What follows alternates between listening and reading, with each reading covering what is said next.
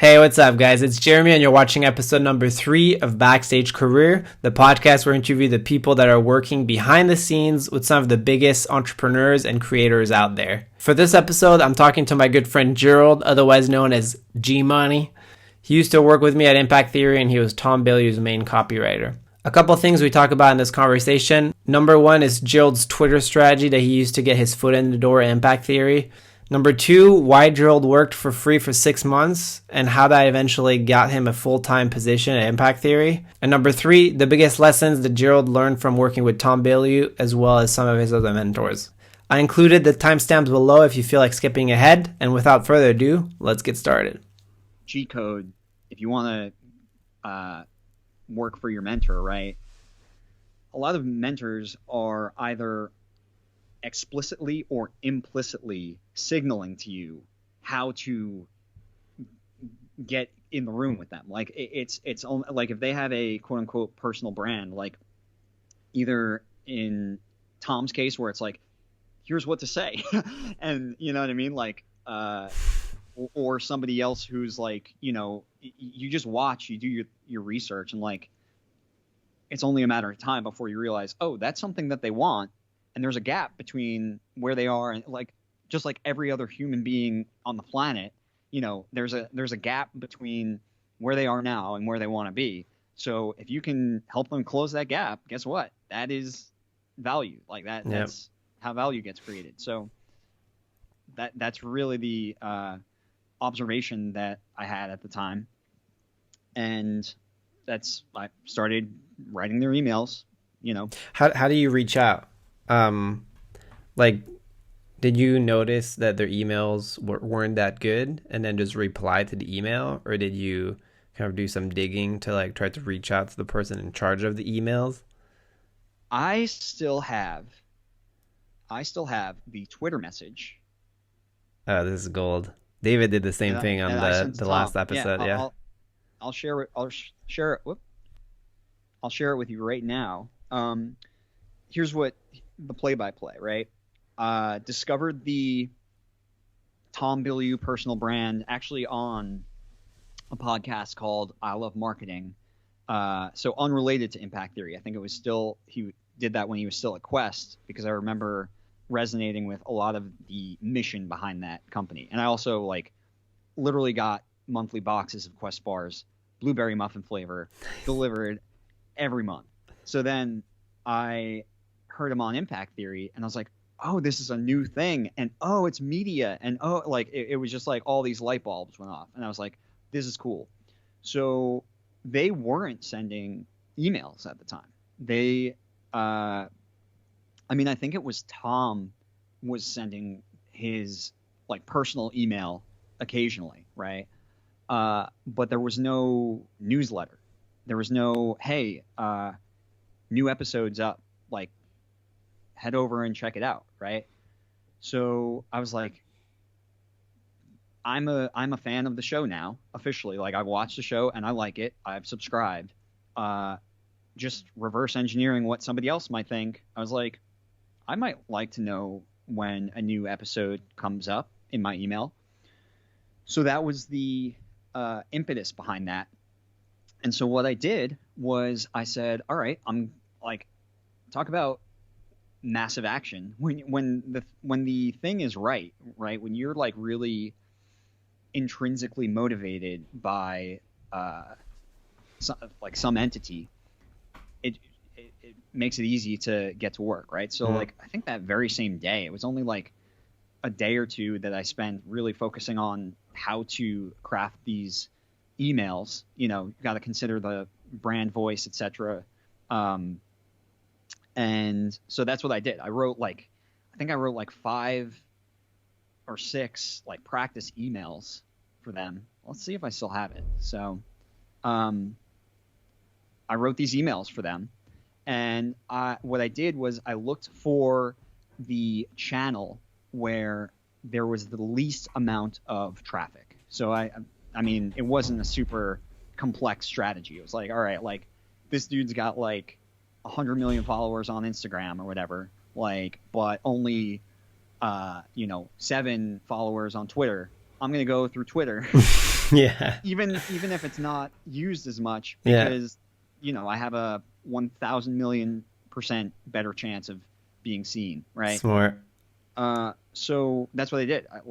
I think the least traffic channel was Twitter for Tom, and I said, "Hey Tom, I hope this message will reach you. I wrote you a brief letter about how I can add value to impact theory for free for the next 90 days in exchange for knowledge and connections. If it is not the best letter," and this is, I think, the key, is like, it's got to hit. Yeah. You know what I mean? Like, It's got to stand out. It can't be like, "Will you mentor me?" Like, you know what I mean? Like, it can't be like flaccid. It can't be this like lackluster, like, you can't lob it. It's got to be like your best pitch, right? Because you only get one. So That's good. Or not necessarily, but why not make it your best, right? So I said, if it is not the best letter of its kind you have ever read, I'll give the charity of your choice $500. It's on Medium here. And then I linked to it. I hope you'll read it, enjoy it, and have a legendary day. That's strong. That's right? strong, man. So, yeah. So the idea... Zero friction, too. Just straight to a link. It's not like, can I write your letter? You're not even asking. It's just like, here's the letter. It's done already. Here's the newsletter. I just read a great quote for business that said, "Give away the ship, sell the sail." And so in any relationship that you start, if you're looking for a mentor, like any relationship, like, safe bet, value first. Like, just like giving something up front. And really, like, in this case, it was like, I was hoping that he would say yes, not because like I was like, my real motivation was like, I just want to be involved with this thing that I'm excited about. Like, I think it's really, I think it's really cool. The whole thing, from like the Matrix, like all of these things, like the thesis that humans adopt disruptive information through narrative is absolutely true, right? And this is really a case study for that. So let me see if I still, and boom, yeah, here's the letter. And I mean, I'm not going to read the whole thing. It's a 5-minute read. Okay. I could even like send it to you if it's helpful. Yeah, we can put that in the show notes. Cool. So, but the headline is basically "Message for Tom Bilyeu: How to Make Impact Theory Even Better." And then, I mean, I do some fancy stuff with like open loops and like, like classic copy stuff. Uh-huh. But the basic pitch is, hey, you guys should do email. And but it's like, emotional, proof-based logic. And then the PS is the whole value frame, where it's like, hey, 90 days, and this is following Tom's script for how to work for your mentors, right? So I had that letter, and then in that letter I had a link to a Google Doc with 5 like sample emails. So I mean, you're talking about like, I'm still not giving an ask yet. I'm just saying, hey, check out what this might look like, right? And then not even after the third link do they have to like make a decision, right? Mm-hmm. So and sure enough, I think it was like that same, it was a week later, May 16th, 2017, for the record. And then he said, we're good to go. Like, I mean, what did he say exactly? He said, "All right, homie, you have my attention. Very impressive. I think your $500 is safe. I'm very interested to continue this conversation." And then, I had my contact info in there. So at the time, the director of marketing, Agent Smith, Jared Smith, reached out. And then that's really how I got, that's how your foot in the door. that's how. Yeah, I was writing emails from New York for them, but it was really through that I was.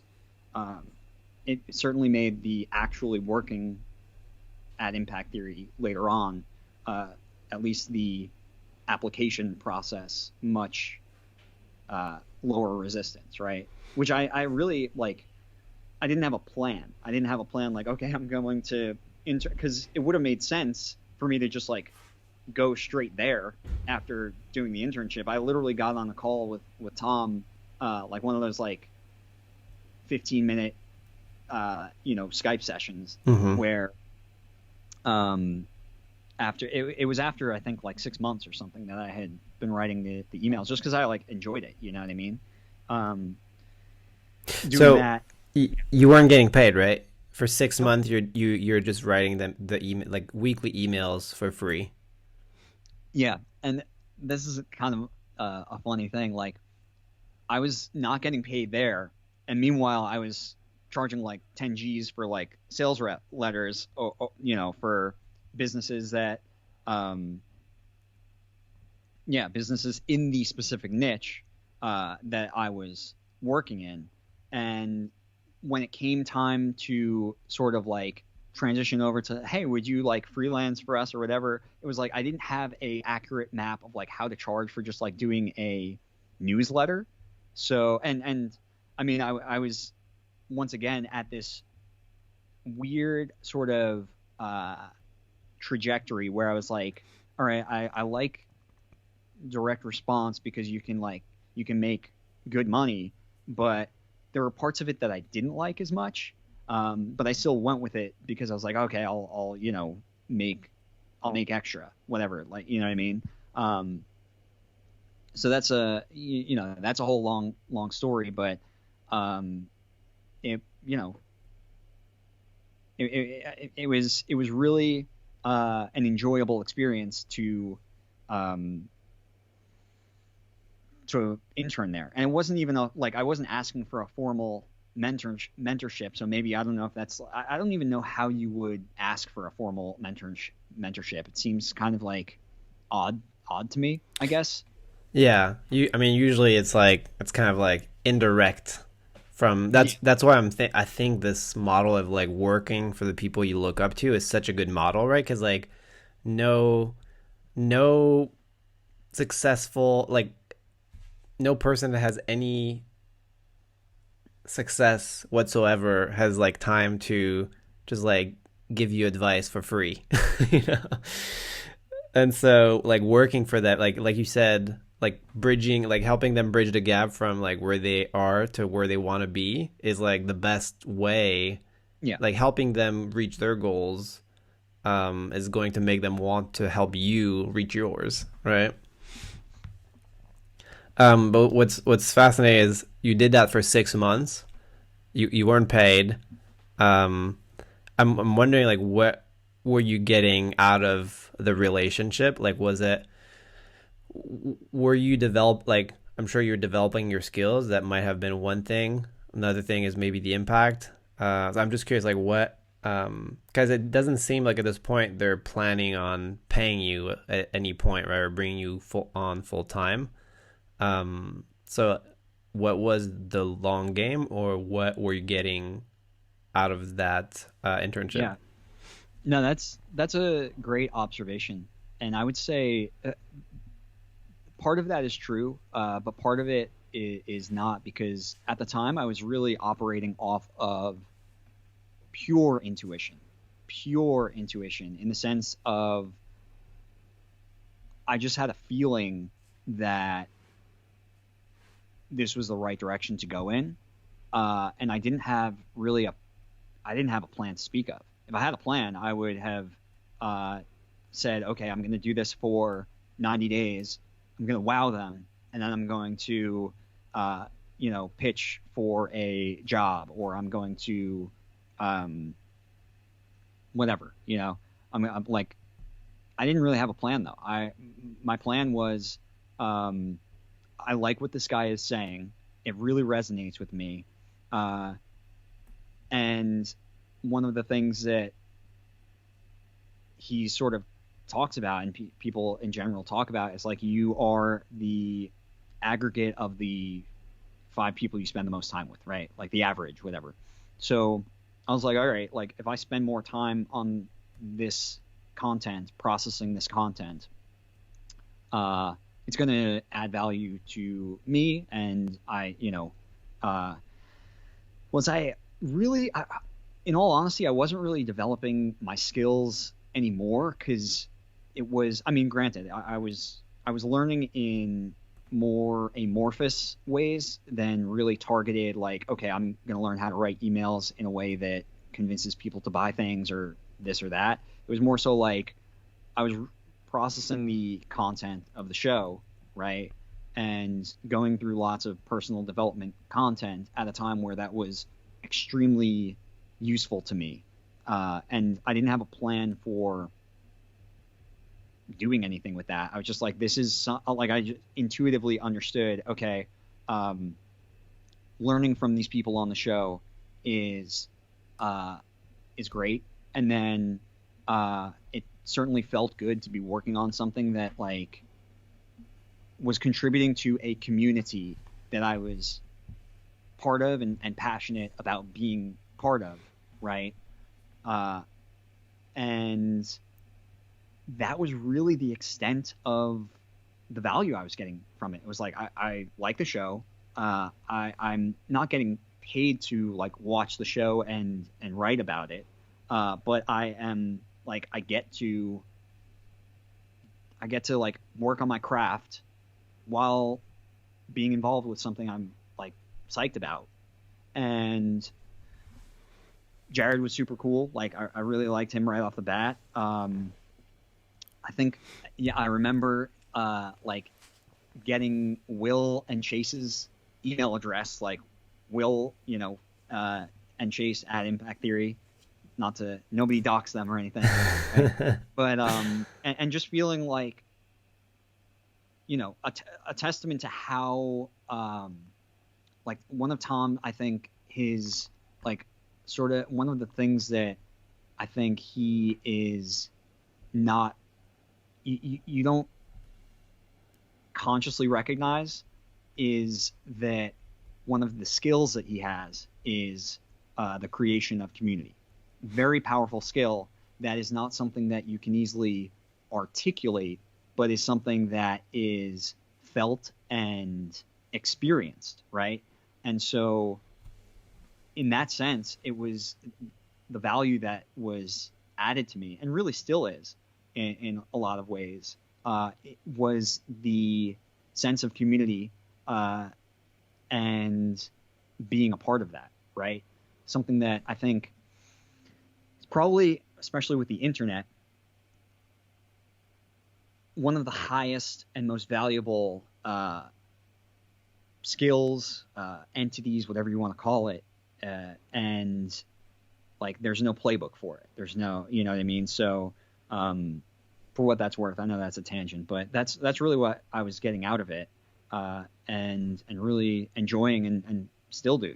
I mean, like we're on this call because of that thing, that that experience, that feeling, whatever you want to call it, that is difficult to describe with words, but is very much an experience that happens over time, from the moment where you sort of discover the content, the universe. Yeah, exactly. So that's what I was getting out of it. So you do this for 6 months. Seems like you don't have any plans of like transferring this into like a full-time position at the time, right? Well, no, because I was also still in this mode of feeling nervous about like moving to a new city on my own. I knew at the time I didn't have the social skills to it's weird to talk about social skills as like something you develop, because it's like, are you a person? What are you? Like, but that's something I had to work on before I could confidently move to a new city and like walk into a room and be like, I can make friends here. You know what I mean? Like, so no, my plan was like move toward the thing that like excites you, you know, it feels good. You know what I mean? Like it was very gut level, not this, right? Not like, okay, month 7, I transition into nothing like that. It felt right. After 6 months though, I think you stopped, right? You stopped writing the newsletter. What happened at that point? Well, at that same time, like I mentioned, I was doing these sales letters and I was looking for like, okay, how do I level this up? And I didn't really know that. Really, the only way I could reasonably figure out was, all right, I'm going to work at this company that is a huge player in direct response, and I'm going to, like, their top copywriter makes like $1 million, like literally $1 million a year. I'm blown away by how much copywriters make. It's crazy. Yes, I mean, because you're effectively a salesman who can scale his sales message, right? Mm-hmm. So I was like, all right, I'm going to do this. And I guess the reason why I felt like I could do that, it's interesting. Like I did actually have to move to a new city. It was closer. It was Baltimore, Maryland.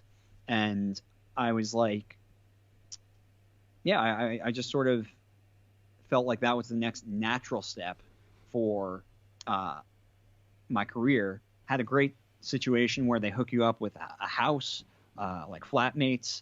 They, you know, like everything's kind of taken care of for you so that you can, you know, focus on your craft, etc. Bro, I'm telling you, I was there 2 weeks, and after I think the first 5 days, I was like, there's a time to go hard and suffer through and push through, because on the other side there is the promised land, and then there is a time to run away, to go in the opposite direction, and it's purely a personal thing. Like you can only know from either projecting yourself out or actually experiencing it. So once again, to use a Tomism, I had to stare nakedly at my inadequacies. I had to really reflect on where I was going and change course to reach a point where I was moving in the right direction.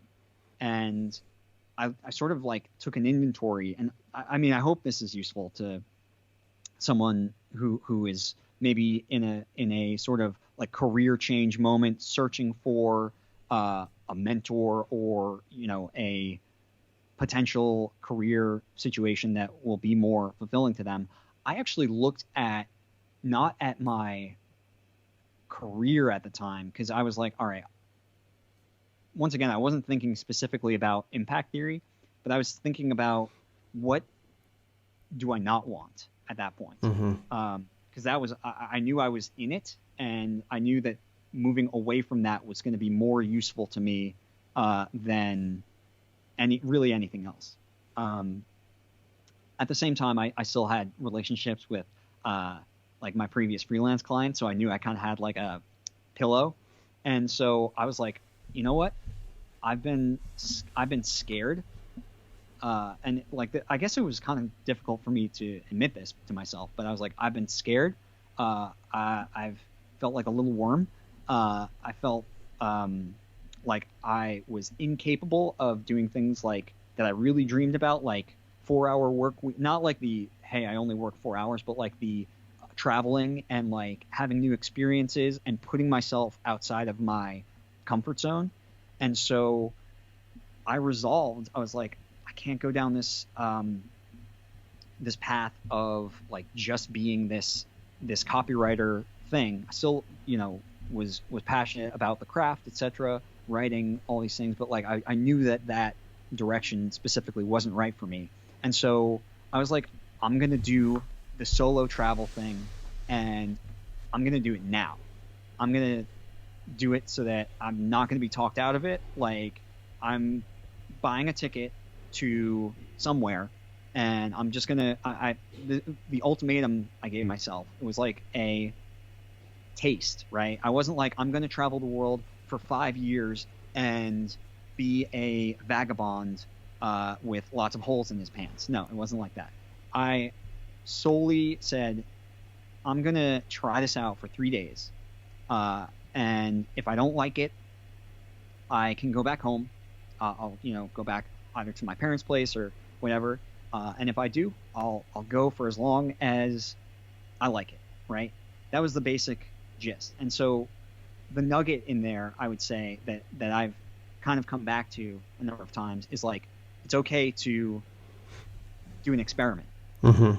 Right? And furthermore, I would say it's actually better to do to make a little bet, to do a small experiment like that. Granted, you could say, oh my God, it's so big because you're like going abroad. Well, sometimes there's no other way to do the thing you want to do than to do it, right? Face the beast. Yeah, face the beast. So that's what I did, and I settled on Santiago, Chile, because I was like, well, I'm never gonna go to Chile.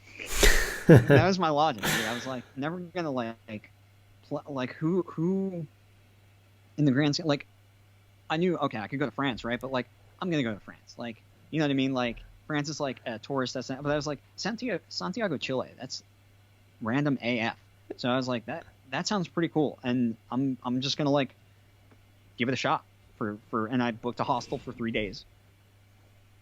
So how long did you travel? Well, I traveled for, at that point, 6 months, and then. And you were working during this time? Mexico. During that time, I really got lucky and actually connected with someone who is another mentor of mine, named Mike G. Shout out to Mike G. And it was just like we had developed a relationship from meeting at a marketing conference, like months before I worked at that company in Baltimore. And it literally happened. Talk about if there are ever like signs from God that guide you along your path. It was as I was leaving the company in Baltimore, I am scrolling. I'm not even scrolling through Facebook. I think it's like the first thing that pops up, and it was we're hiring thing post, and it was with him, who I had a relationship with already. So I DM'd him on Facebook like literally that same day, and was getting processed by HR to have this like I became a copy chief, which is somebody who like oversees copywriters and like help like project manager kind of for copywriters. Yeah, for copy, for promos, etc. And so I was doing that job while I was like kind of exploring the exploring the South. Damn. And you connected with that guy at a conference. Interesting. Yeah. I mean, conferences, I guess it depends on, once again, like choosing the person who is hosting it or the brand that's hosting it, because they're really a mixed bag. But this one in particular worked out. And, I mean, I chalk it up to complete dumb luck that it happened that way. Like, I suppose I could have been freelancing too. Like, I would have just gone back to my other, but this was really, in a way, the next step up in my career. And I finally, in a sense, had somebody who was giving me another paradigm shift, like another way to look at the world, which is really, I think, one of the greatest values of mentors is, in my personal belief system, is not even just the experience of working with them, or like, oh, you get to name drop, oh, I work with so and so. Like, that stuff pales in comparison to the paradigm shifts that they offer you in how you view the world and how you view your position in the world, in what you can achieve, etc., and what's possible for you. Yeah. So that was happening all this time, really all this time. Living in Mexico City, kind of had my ducks in a row for all the goals that I had leading up to it. Like I was like, man, I'm doing the 4-hour work week thing to some extent. I wasn't an entrepreneur by any stretch of the imagination. Like I was employed, had, my schedule set for me, basically, knew what I was up to, but I was like hitting the gym regularly, not to be crass, but like my Tinder situation was on lock. Like I was really, like, for all intents and purposes, I was good to go. Nice. But I was still like sort of lacking this excitement about what I was doing, and still a fan of IT, and then saw that they were hiring a copywriter. And that's when I was like, I'm going to do this. That's when I was like, I'm going to give this everything I got. Like I focused in on it again. And I was like, I'm going to write up and like by then also I had more experience. So I was like, I can really add some value here. Like I had the confidence level that I could like do this because I had taken that sort of experiment and traveled to Chile and like done the solo travel thing on my own. I had developed the social skills that I had the confidence to move to LA, and I knew like as long as everybody is like not a psychopath, I'm gonna make good friends, and like lo and behold, like that that manifested in large part because those sort of intangible skills that I don't know how you can read a book like Charisma on Command or something like that, right? Yeah. To develop that, but you have to put it into practice too. So because of that, leading up to that, I was able to ship out. Isn't it wild that like you can be like trying to figure out your situation for like the longest time, but then when you see the right opportunity, like it almost that second, you're like this is it. Because it was exact. I mean, the big like any big moves I've made, it was like exactly the same thing. Like whenever you figured it out, it's like it's very fast to say. It's like, oh, this is it. It's like this is the missing piece of the puzzle, and it matches. Yeah.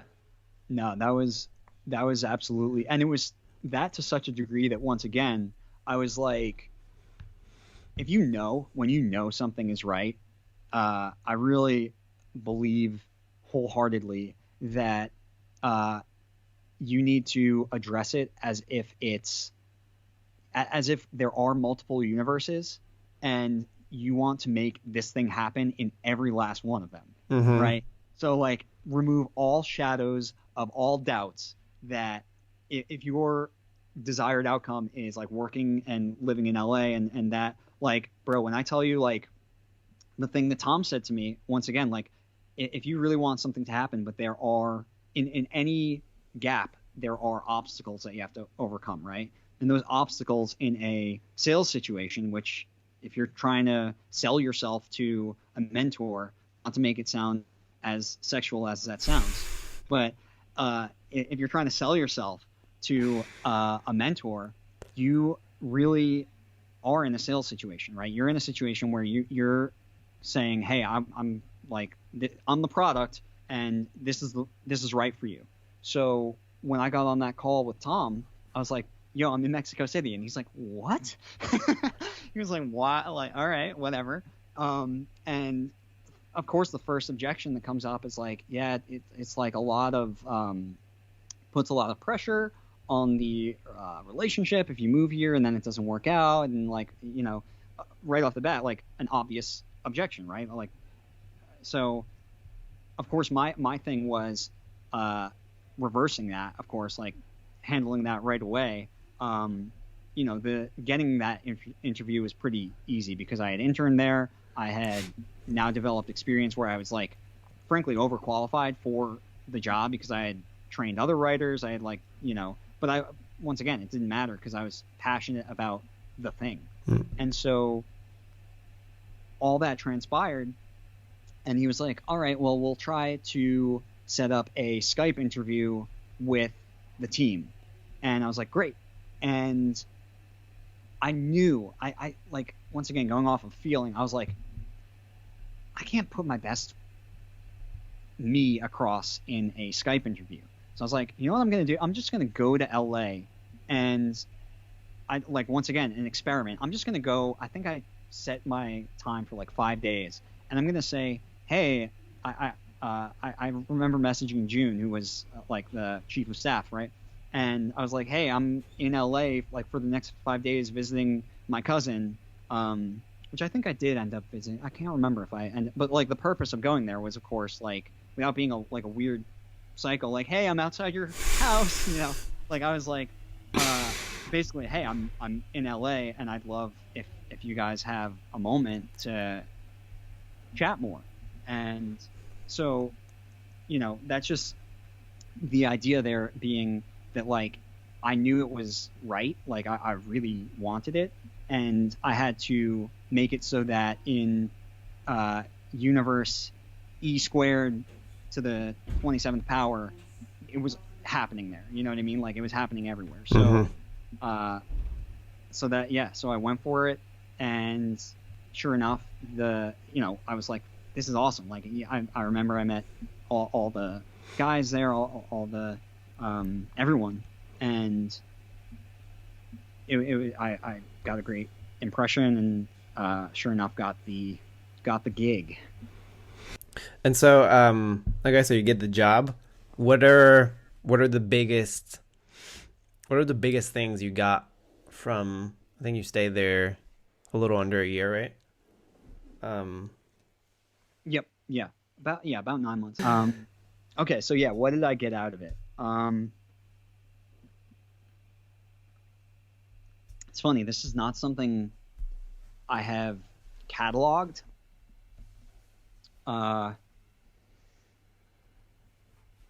But I've gotten something out of literally every career move I've ever had, right? Whether it's what not to do. I'm not going to say who it was, but like I remember one of my bosses literally said the words, "What we want is to charge as much as possible, doing as little work as possible." Like, I literally had like advice like that imparted on me because of some of the places that I've worked in the past. That's hilarious. Spoiler alert: that was not Tom who said that, nor was it Mike G or Kevin. It was like sort of in my prior life of quasi manual labor. But which I guess, hey, if you're doing manual labor, maybe that's the MO. But no, with IT, the real, I mean, dude, I'm gonna be a broken record here, but Tom's ability to create community and bring people together, that initial thing that I was actually unaware of, and just felt like, oh, I'm like, I like this. I feel like a connection to what he's saying. The real value that has perpetuated from that, I mean, definitely our friendship with Will, Johnny, Chase, Sam. I mean, the list, you know what I mean? Like the people in that I met in the company, it was such a big difference, like the relationship I have with you guys, as opposed to like specifically like when I was down in Baltimore, and like all like great people that I met, but like not like long-term friendships, you know. I was fortunate in a lot of situations to like make friends and like people that I'm still really close with. So I guess when it comes to that, it's once again, it's like when you look at a mentor, it's like, look at who they're surrounded by too.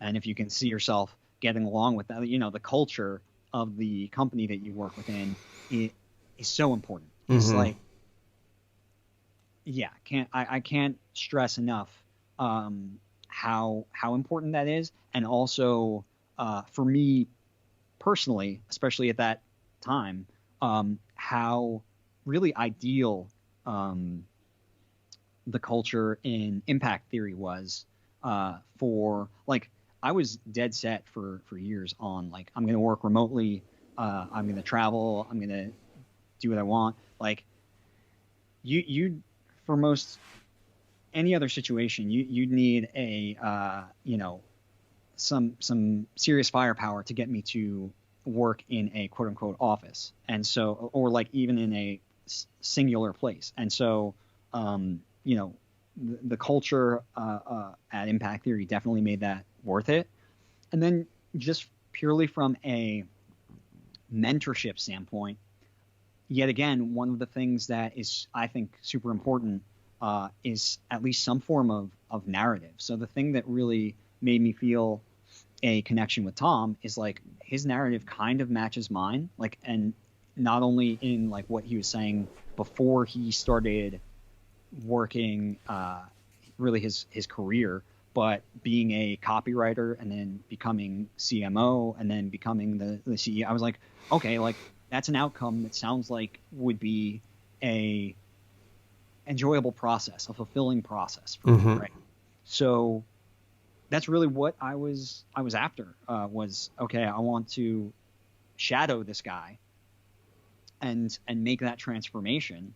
And if you know anything about Tom Bilyeu, it's that like there's one thing in addition to creating community, it's like he's a transformer AF, right? Like in mentally, physically, etc. So I was like, I can get after that. Like that's something that I know I can learn a lot from. So, bro, like when I tell you like I watch people like hawk when I am interested in them. And so like when I tell you like I was watching how that dude makes his eggs, like I was looking at how that dude makes his eggs, like like literally like just shadowing, just like trying to they say imitation is the most sincere form of flattery. Like that's basically what I was like, all right, I'm gonna start as a copywriter and like figure out if there's a way, like how, basically not if there is a way, but like how to CEO. And so that's what I like, and I was basically observing that and looking for cues on that. And I in all honesty, like there was definitely some, I call it data lossage, where like I don't know that like you can't become a carbon copy of another human being, right? But you can take what works for you and what makes sense to you. So that's in effect what I did. So in terms of observing Tom, like, I mean, it's still things that I think about and processing, right? But his ability to create community, communicate, leadership, I mean, I can even down to like some routines that he has that like, I saw have an effect, a positive effect through running experiments on myself, which sounds way weirder than it has to, but just like trying a morning routine where I read, like that sounds way less weird than experiments. Yeah. That's in effect what I was doing. The learning by observing part is so big. Like for me, that was also the biggest thing. It's like I have a hard time almost like putting it in words, but like watching someone like that's built $1 billion business start from scratch and like build a business from the ground up. Like I think when you and I joined, we were maybe like 15, and like watching him build the culture and like make these decisions that would like alter the trajectory of the company, and watching him like solve like people problems, and like make decisions about like who to hire, who not to hire. Like those are like being there every day, just like being able to like, and he was super open to just like, oh, you want to sit on this meeting? Like sit on it, just like being able to shadow them that way. It's like you were saying before, you on a subconscious level, integrate it without even knowing it, you know? And like there'll be Yeah. things like I was talking about this with David, but there will be like that like 2-3 months after I left Impact 3, it would be like something would hit me. It would hit me different. It would be like I've heard this like Tom say this like maybe 1,000 times, and but like this small experience I just had, like failing at something or just like having like making those some breakthrough happens and you're like, oh, Yeah. I get it now, I get it, you know. And I think it's Yeah. like I think without having witnessed all this stuff like in person, I don't know if Yeah. those realizations would have happened, you know. I would say definitely not.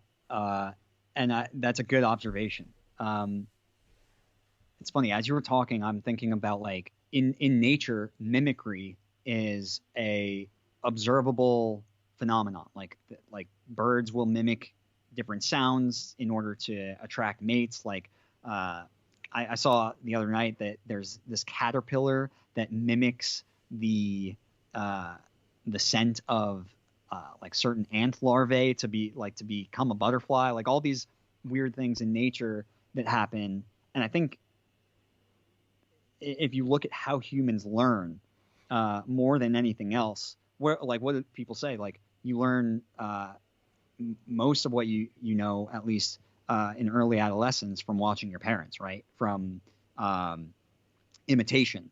And so even Tom himself, one of the gems of his late night talks, right? Where I remember we would be sitting at his uh, kitchen table in the main room, and he was sort of talking about like his transformation going from being hired as a copywriter to really leveling up, not even like being CMO, but like leveling up in his job, in his career.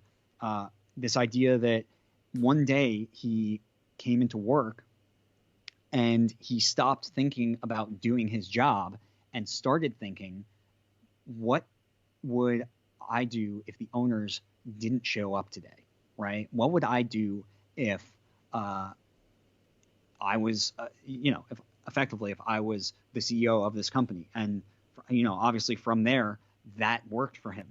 That worked very well for him because speaking of what that actually means, what he's talking about is a paradigm shift, right? What he's talking about is breakthrough, like you're saying, where he's going from, and this is really like on many levels an emotional thing that you have to come to terms with, a logical thing, and at least for me has been a real transformation in my own self confidence, at least with regard to like having skills of economic utility and uh, business, whatever you want to call it, is like this idea that you have to break out of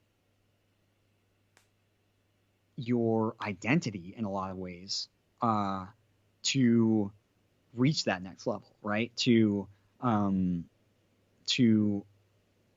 think of a situation like you were saying, like maybe 2-3 months later, because you're in a different position, in a different situation, something simple that was said to you months ago can resonate with you in a completely different way.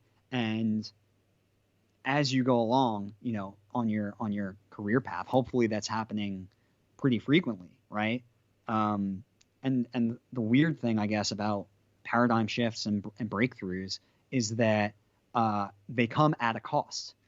That's like you have to shed some previous idea or belief that you've had thus far. One of my previous beliefs was like, oh, like I can just stick with being a copywriter and I'm gonna make a lot of money and be GAF, like I'll be set, right? Um, and that was a belief that I had to change based on learning something about myself, right? Learning about where I am best suited in the environment of, of business, of society, whatever you want to call it. And so once again, working for Tom forced this paradigm shift on me as well, where I was like, okay, like, when I started working there, I was like, all right, I'm going to learn. It's funny, like, I think a lot of those moments of knowing that we were talking about, where you're like, the action step has crystallized and you're like, okay, this is what I'm going to do. Here's how it's going to go. It's going to work out. Boom. In a sense, that moment of knowing instills with you so much confidence that you don't, in a way, it's like almost like nature's way of like forcing you to action, because you're not thinking about like, the reality is like, you're going to have to learn a lot more to get, and like, life is long, you know what I mean? So like, when, in all honesty, like when I was starting to work for Tom and at Impact Theory, I was like, in a way I was thinking like, all right, this is like the last step of the journey in a funny way, you know what I mean? Like, and maybe once again, like you think along those lines, because if something is going to be your quote unquote last step or your big step, you kind of go in with gusto and like you give it your all, as opposed to like hedging, you know what I mean? Like, but the reality was, of course, that like, at least for me, it's like I could only carbon copy so much of Tom onto myself before realizing like Tom's a different animal. You know what I mean? Like, we all are. And so, the great thing about like all the experiences I've had thus far with Impact Theory is that like you're learning about yourself as well as learning from a mentor, and in a lot of ways it's just fantastic to have an environment where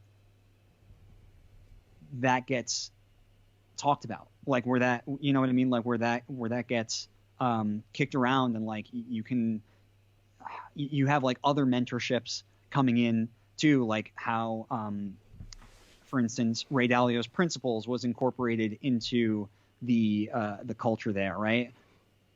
The list goes on and on for the teachers that you can have, the mentorships that you can draw from, and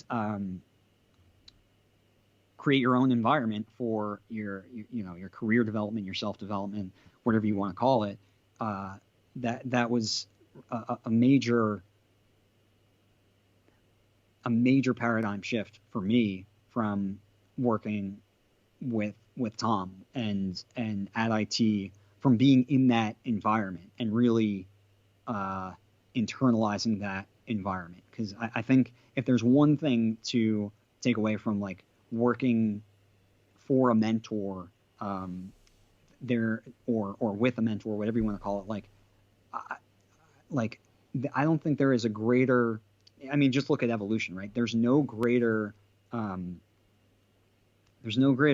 shaper or influencer on your behavior, on the way that you grow, than your environment. Like there's just, that's how you adapt, is by changing the environment that you're in, right? So that I mean that's that's a major benefit to the time I got from IT so far. Amen, brother. I think as far as the culture itself, like what encompasses it the most for me is when Tom wrote that culture document, and in there there's a metaphor that really resonated with me, which was he basically, where he was saying that he wanted the environment and Impact Theory to basically be a gym for your own personal development as an employee, and that resonated so much with me, because you have, I mean, you have the content that's like ever present, right? Like we're working on it, you as the copywriter, me as the social media manager, and like we're consuming it as both as consumers and as employees, and at the same time, we're faced with challenges within the company with our roles and whatnot, and we're applying these lessons that we're learning in real time, right? And improving it and seeing the feedback and getting feedback from Tom and yeah. I want to ask you though, neither of us are at Impact Theory anymore. And so you going in, were you expecting, you were saying like this was kind of like the last step in my at the time when you joined, you were saying that that was kind of like you saw it as the last step in your evolution, right? Were you expecting to stay long term, and then why did you leave after 8 or 9 months? Right. I was, once again, like, it's only now that I've really become a fan of like long-term planning, because when I went in, it was once again like really like intuition, and the idea of like, okay, I did something that was fulfilling to me before, and it's it's something I enjoy. When I started working there, I didn't really know. What I did know ultimately was that at the end of the day, I wanted to start something on my own. And like in all of the journey that I had before, this was one of these things that like I knew deeply, but would sometimes cover over in order to like make a step forward, right? So, I mean, ideally, I would have graduated college and started my own business and been wildly successful at 21 and just crushed it. And, I wouldn't have had to do the past decade of figuring this shit out. Like, wouldn't that be awesome? Wouldn't it be great if you could just fast forward to, if the character in the movie could fast forward and just get the win without having to slay the dragon, right? I mean, hell yeah. Why not? Of course, because reality doesn't work that way. And so as much as my end goal, which isn't even a goal, it's just like this sort of concept of like having your own business, this concept of freedom, of self-actualization, whatever that means, and of all of these things. I wasn't, like I said, that day of graduation from college, I wasn't even close to being the person that I needed to be in order to do those things, right? So in every step along the way, assuming that my base goal, that like some things I think about self-awareness are what you realize as you get older is that there have been secrets that you've kept from yourself from who knows how long, right? And only through, experience, meditation, real reflective time spent on your own, doing things like traveling, putting yourself in different situations, do you start to uncover these secrets, right? That's at least been my experience. Like, I can't say what it's like to be Jeremy Mary or anyone else, but like, I know looking back that on some subconscious level, these were desires that I had, which I would sometimes press down, right, in order to take, in a weird way, to take a step toward those desires, right? Like, in order to, if you're getting mentored by somebody, I I don't think it's your end goal to don't get me wrong. Like I look at Tom and Mike G and Kevin and people in general. Everyone's my teacher, right? Like I can always learn something new from somebody else's experience. Like that's a kick-ass part of being a human, right? Is that you don't have to necessarily slay every dragon. You can learn from other people who have done it in different walks of life and incorporate that into your own journey.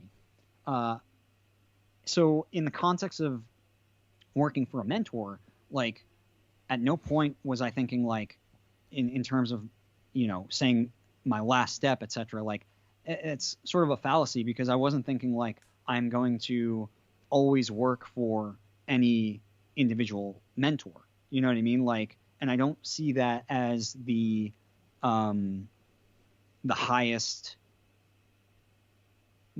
pinnacle of like personal development or self-actualization. Maybe it is for some people, but for me personally, working for and with and under mentors has been a means to an end, right? Of hopefully someday mentoring others, of continuing my personal journey, and doing like acquiring the skills to do things that I'm excited about for myself, for others, and in a way, like at least for me personally, what I find really fulfilling is that process now. Like, is the process of not necessarily like I don't think I will, could happen, but I don't think I will, for instance, like encounter somebody's content on YouTube and say I'm going to move to a city to work under that person, because that, you know, on one hand it's an experiment that you can do for 5 days. On the other hand, I did spend like 2 years of my life in LA and made like, you know, like a new group of friends. Like a lot of my life improved dramatically and changed for the better because of it. But like I don't think that's a sustainable modus operandi, right? Like where you just like go from maybe it is like for a certain portion of your career where you just like, but I'd much rather like, you know, I've got a book about Mick Jagger here. I don't need to mentor under Mick Jagger to learn like what he was thinking when he was developing the Rolling Stones, right? I don't need to, you know, I've got David Mamet over here and Yuval Noah Harari. Like, as much as there is value in, once again, the environment and being in that culture, what I'm most excited about now is really the environment of markets, right? Of like people out in the world and what do they value, what do they want, and how can I give it to them at scale, sustainably, across time, right? So, but once again, that's something that like I've developed over time through this journey of working under a lot of different people, and I'm still not even close to where I want to get to, but I've sort of I guess recontextualized how I learn from mentors. Yeah, it makes complete sense. So in other words, you I mean, it seems like you kind of got everything you wanted to learn out of the experience, right? Out of your time there, and also, I mean, you're ready to start your own company.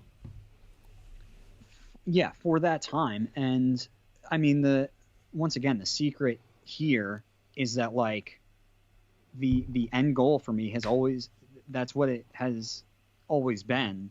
And so going back to that feeling of knowing, right? Of like, all right, like it's time to make the move. To sort of speak to that, it was really Tom, in a sense, from getting some one-on-one time with him at a work-related event. It was a Comic-Con, just like having dinner, and me being more transparent and with myself and with Tom about like some of the goals that I've had and like aspirations, and not even necessarily goals, but just like feelings and inclinations, ideas that I wanted to explore, and sort of ironically a lack of certainty about just focusing on like being the best copywriter I could be at Impact Theory, or like ascending to another position in Impact Theory. It was really, once again, a moment of self-reflection through the aid of, and I was never like, Tom, are you my mentor or anything like that, but like through the aid of Tom just being like a really kind, generous person who offers advice to, you know what I mean, like sort of these nuggets that he's accumulated along the way through his career and his journey. And so like he kind of was like, dude, like in so many words, when I was telling him like, oh man, like I have these I want to like make music, I want to get into healthcare, like it was all this like scattered stuff from like just years of like kind of going through these weird paths and gathering different reference experiences that I didn't feel like I had a place for, you know what I mean? Like I didn't know, like, how do I like integrate these experiences that I've had through my life, right? And express them in a way that adds value to people. Is basically like what I was saying to Tom at the time, in a very scatterbrained sort of like blah blah blah blah blah blah sort of way. Because like in moments of uncertainty, it's really just your intuition speaking, and then you have to gather those nuggets and say like, all right, what does this stuff even mean? You know, like, am I even making sentences? And really, you know, the question that Tom posed to me, which was another sort of paradigm shift, after saying like basically everything under the sun of like, you know, the things that I'm interested in, what I want to do, etc. The question he posed to me was like, well, like, what do you have to do to make that happen? And it's simple question. It goes back to like, like classic like Tomism, classic, you know what I mean? Like a really, I will say a really magnificent, and I think that's the right word for it, aspect of the culture and just the attitude about life that I picked up from that environment is that simple question, like whatever you want to do, like what do you have to do to make that happen, right? That's so interesting, because like we were talking about it with David last week. Like I was asking him what was his biggest lesson from Tom, and I was sharing mine, and it's exactly the same. No bullshit, what would it take? Like that's the biggest thing I took away from him, because it's like, it's such a simple thing, but like if you really stop to think of like what that means, you know, like that you can basically do anything. And then the other thing is like, if you're willing to pay, like, are you willing to pay the price? You know, that's. I think of Avengers. Like, what did it take? Everything. Like, and that's the cautionary tale of that, where it's like you don't want to go too far, where it's like you throw your daughter down a ditch, you know, like down the Grand Canyon. But on the other side, I think there's like there's an equal level of beauty on the other side of that, where like you look at what some people can accomplish by asking themselves that question, and like those are the stories that ignite the human spirit, you know, that really, I mean, make people believe in the impossible. So I mean, that's you know, if it's almost like one of those things where like you know what he's gonna say, but until he actually says it, it's not real. And so true. And then when he does say it, it's like, you know, like, I don't know, like your You your have a skin falls seizure. off or something. You know, like you know, I got up from dinner and I was like, you're right, and I ran out of the hotel. Like, obviously that didn't happen, but it was soon after that I really reflected on, like, okay, like, once again, I gotta ask myself that question, like, what do I have to do that to make that happen? And I'm sure there is and was a path where I could, I mean, for some duration of time, like, stay working for somebody else, whether it's Tom, Mike G, like, frankly, people that, like, I've really enjoyed working with and for. But I mean, the end goal when I got really, really, really real with myself was I inevitably would need to formulate something outside of somebody else's environment.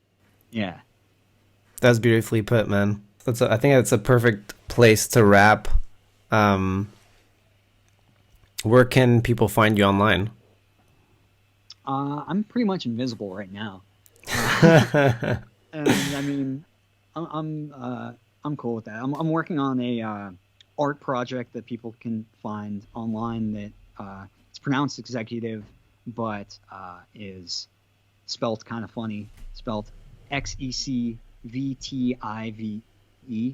And so that's, you know, I'm that on all the platforms. That's interesting. Why do you say an art project? I've always wondered actually about the handle. So yeah, I mean, I don't know how else to say it. It's like an ongoing project. I don't even know what it is, honestly. Like art and at the same time, sort of an experiment. yeah, I just think it's a fascinating way to put it. Like, 'cause it's kind of, in a way, it's your personal brand, but I know you've been experimenting a lot. Like, I think during quarantine, you were doing like a bunch of TikTok stuff, just experimenting with the platform, with YouTube as well. So just curious about feels like more thought, like more of your philosophy behind it, you know. Yeah, I mean, philosophy definitely plays a big part in it. I mean, you know, but if you want to find me, that's where I'll be. I don't really like post any, you know what I mean? Like, I'm not super interested in social media for myself. But I don't know. I like engaging with people with cool ideas, so I'm on all of them, and definitely am interested in like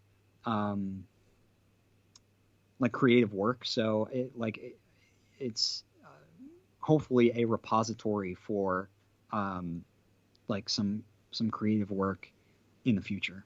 That's like the limits of like what what it is right now, because like I said, like most of my career has literally been like following kind of like this gut instinct of like, oh, I should do that, I should do this, I should do that. And so it's only really recently that I've started like actually sitting down and making plans for like 7, 14, 28 years into the future, etc., and like actually thought about what does it mean to have a personal brand, like and so my first conclusion was, well, you got to have a really weird handle that people can't spell. That's step one. Dope, dude. Well, that's it for a podcast. Cool. Dude. There you have it. I hope you enjoyed the interview. If you have any takeaways from the interview, or if you have any feedback for me for the podcast, drop that in the comments below. And if you want to watch more of these behind the scenes interviews with people that are working with big creators and entrepreneurs, you can check out this playlist right here. and make sure to subscribe to the channel. I put out a new interview every week. All right, thanks for watching, and until the next video, have a great week.